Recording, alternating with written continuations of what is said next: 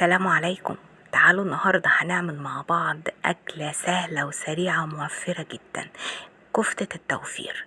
هنعملها بطريقة سهلة فيها عناصر غذائية حلوة أوي هتعجبكم. يلا نشوف الجمال ده تعمل ازاي بطريقة سهلة وبسيطة مش هتاخد منكم وقت، ونقول بسم الله.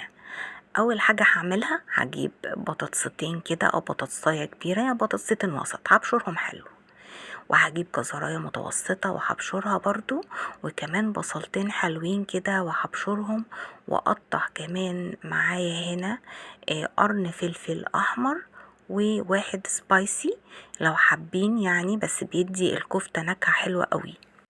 هجيب هنا نص كيلو من اللحمة المفرومة وهنزل عليه بالجمال ده كله، الجزر والبطاطس والبصل. طبعا البصل انا مصفياه كويس من المية، وكمان الفلفل، ومعايا هنا ربع كوباية او نص كوباية من الدهن المفروم. ما عندكيش دهن مفروم ممكن تحطي معلقتين كبار من السمنة، شوية بقدونس على كزبرة خضراء ومعلقة من الثوم المفروم. والتوابل عبارة عن بهارات كفتة وفلفل اسود وملح وكمان بابريكا. نزلت بشوية زيت وخلطت كل الجمال ده مع بعضه. هشيلها في التلاجة لمدة نص ساعة وهحط لها خلطة حلوة قوي للتسقية اللي هتديها لون وطعم جميل.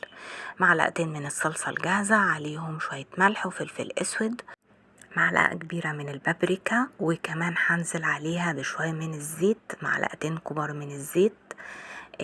هفك كل الجمال ده بربع كوباية من المية. طبعا المية انا ضفتها تدريجي لحد ما اوصل للقوام ده. هاتي بقى الصينية او الصاج اللي انت هتفردي فيه الكفتة، وهبدأ كده بفرشة ادهن من الخلطة اللي احنا عملناها دي. هجيب بقى الكفتة وهنزل بيها كده في الصينية زي ما انتوا شايفين. عايزة اقول لكم ان كمية الخضار اللي دخلت في الكفتة دي مديالها طعم روعة يا جماعة. ما تقولوش بقى ايه ده كل ده خضار، على فكرة مديلها طراوة رهيبة. اولا مش ناشفة، قيمة غذائية عالية جدا، طعم مختلف تماما.